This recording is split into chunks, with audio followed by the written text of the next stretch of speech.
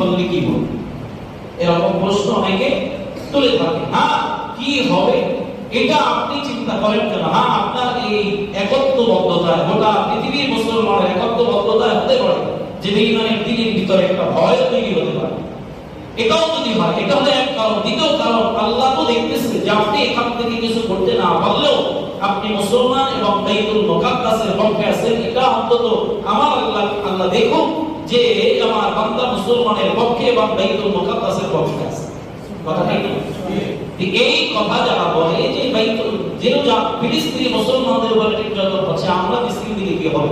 মনে করতে হবে মুসলমান হলেও এর ভেতরে নেফাকিতে ভরপুর। কথা ঠিক কি না?